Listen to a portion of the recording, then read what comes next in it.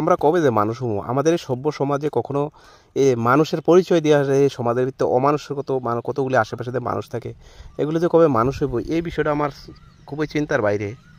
এই ভিডিওটা দেখেন, একজন প্রতিবন্ধী মানুষ যখন আমার কাছে হাত পাতে সমাজে যখন ভিক্ষা করে খায়, এরা আমরা বিভিন্ন অজুহাত দেখায় যে সমাজে প্রতিবন্ধী হয়েছে, কর্ম করো, কর্ম করে খাও, কোনো একটা কিছু করো।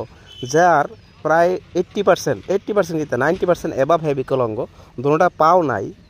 হ্যাঁ, আগে মানুষের বাড়ি বাড়ি ঘুরে এসে, বিভিন্ন মসজিদে ঘুরে এসে, বিভিন্ন জায়গায় ঘুরে এসে, বিভিন্ন পাড়ায় ত্রিপুরা রাজ্যের বিভিন্ন জায়গায় গিয়ে গিয়ে সেটা ভিক্ষা করতো মানুষের বাড়িতে, বা বিভিন্ন মসজিদে, বিভিন্ন অনুষ্ঠানে, বিভিন্ন মেলাতে এসে ভিক্ষা করতো মানুষের বাড়িতে, বা ভিক্ষা করে করে করে এসে হের তো বয়স আছে, একটা ঠেলা রিস্কও কিনতে পারে না। হ্যাঁ, হাতে চালায়, যে যারা চালায় যে তারা কত কষ্ট হয় হাতে চালায় সে হ্যান্ডেল, যে কত কষ্ট। হ্যাঁ, একটা মোটর লাগাইতে পারে না, হ্যাঁ খুব কষ্ট করে চলতে আছে ছেলেটা, মানে খুবই হৃদয় বিদারক। মানে হ্যাঁ তো কষ্ট করে চলতেছে, চলা স্বার্থেও হ্যাঁ কিতা করছে, হ্যাঁ কিছু কিছু করে আস্তে আস্তে করে আগে ইট ভাঙতো, রাস্তার কিনারও ইট ভাঙতো, ইট ভাঙ্গা ভাঙ্গা বিক্রি করতো, মানে চিপস করে বিক্রি করতো। বিক্রি করে করে করে করে করে করে বাট্টাতে, যারা আশেপাশে বাট্টাগুলি আছে, এই বাট্টাতে কিছু টাকা মানে ধারের মতন নিয়ে এসে তারাতে ইট নিয়ে ভাঙতো, ভাঙিয়ে সেটা বিক্রি করতো, বিক্রি করে করে করে করে চলতো। তো খুব সুন্দর। তো বিগত 2-3 বছর ধরে হেয়ার ভিক্ষা করে না, বা মানুষের বাড়িতে হাত পাতে না, কেউর কাছে যায় সেটা করে না। হ্যাঁ, বিভিন্ন সামাজিক কাজও আগে আওয়ার চেষ্টা করে, যারা অসহায় মানুষ তার পাশে কিন্তু হ্যাঁ একটা প্রতিবন্ধী হয়েছে, কিন্তু হ্যাঁ চেষ্টা করে, হ্যাঁ সর্বস্বটা দেওয়ার চেষ্টা করে। হ্যাঁ কোনো কিছু নাই, তারপর হ্যাঁ সাধ্য অনুযায়ী হ্যাঁ যতটুকু পারে হ্যাঁ কিছু চেষ্টা করে। কিন্তু কিছু মানুষ দেখেন, তারা আজকে অর্থ আছে দিকে, তারা সম্পদ আছে দিকে, দেন এই দেখেন সাইডে আশেপাশে কতকটি আরও ইটের কোয়ারি খুলছে, কিন্তু হেতো ল্যাংরা মানুষ, হেতো প্রতিবন্ধী মানুষ, কোনোখানেও যাইতে পারে না, কেউর সাথে যোগাযোগ করতে পারে না, কেউর লোকে করতে পারে না, বিভিন্ন পাড়ায় পাড়ায় ঢুকতে পারে না। তো ঢুকতে না পারায় কী হয়, যারা পাড়ায় পাড়ায় ঢুকতে পারে বা করতে পারে, তারা গাড়ি কিনছে, করছে, তারা মনে করেন হ্যাঁ যদি 10 টাকা করে একটা জিনিস বেচে, তারা 5 টাকা করে বেচ চালায়, তাহলে অবশ্যই হের কাছে কাস্টমার পাইতো না।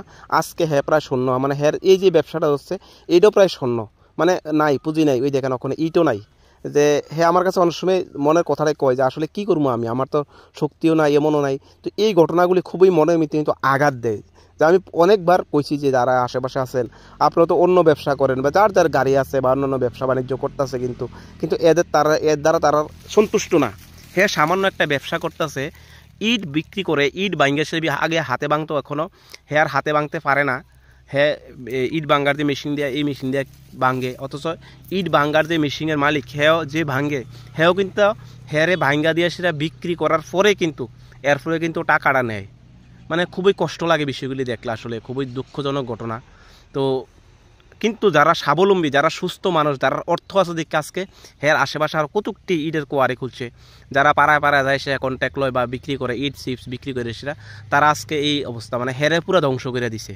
তা আমার প্রশ্ন হচ্ছে, আমি তার কাছে এই বিষয়টা জানতাম যে আমরা মানুষ হিসেবে যে দাবি করি, আমরাও তো হের প্রতি কর্তব্য আছে সামাজিক হিসাবে।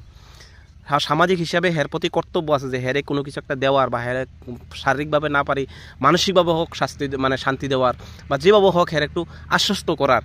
কিন্তু এই জায়গাতে হের পুরা ব্যবসাটা যে টুকটাক করে চলতো, এটাই পুরো ধ্বংস করে দিছে। এটা কোন মানসিকতা? তো অ্যাকচুয়ালি আমরাই পারি যদি আবার আমরা যারা প্রয়োজন, মানে সবারই তো বাড়িঘর করতে গেলে বা বিভিন্ন জায়গায়, বা যারা কন্ট্রাক্টর ভাইরা আছে বা যারা আছেন আপনারা, হয়তো বা অন্যদিকে 2 টাকা প্রফিট কম করবেন, হের যদি নেন, বা হে যদি নেন, হের ব্যবসাটা হয়তো বা আবার শুরু হইতে পারে, বা হের ব্যবসাটা আবার সুন্দর করে হইতে পারে। মানে খুবই কষ্ট লাগে, আমার অনেক খারাপ লাগছে। গত 1-2 মাসে হের আর মাল তুলতে পারতেছে না, মানে আবার যে ভাঙ্গা বিক্রি এই জিনিসটা আর করতে পারতেছে না। খুবই কষ্ট লাগে দেখলে। আপনারা দেখেন একটা প্রতিবন্ধী মানুষ যে হ্যাঁ নিজের চেষ্টা এতটুকু করতেছে। যাক, আমি উৎসাহ দেওয়া দরকার, যদি আপনারা যারা আশেপাশে ব্যবসা করেন, আপনারা কি প্রয়োজন যে আপনার যদি দরকার লাগে হেরে সহযোগিতা করেন, যে তুই আন, তোরা আমরা 2 টাকা করে প্রফিট করে দেবো, বা 3 টাকা প্রফিট করে দেবো, আমরা 2 টাকা লাভ করবো, তোরতে নেবো মাল, তাহলে হের ব্যবসাটা চলে, আপনার ব্যবসাটা চলে। আপনি কিন্তু এটা দেওয়ার প্রয়োজন নাই।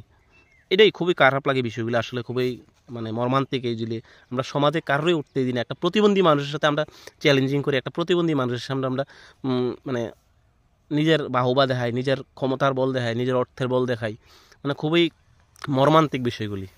তো ভিডিওটা প্রচুর পরিমাণে শেয়ার করেন, আর হ্যাঁকে সাপোর্ট করেন, হ্যাঁ সাথে যদি লাগে যোগাযোগ করেন, খুবই বেদনাদায়ক।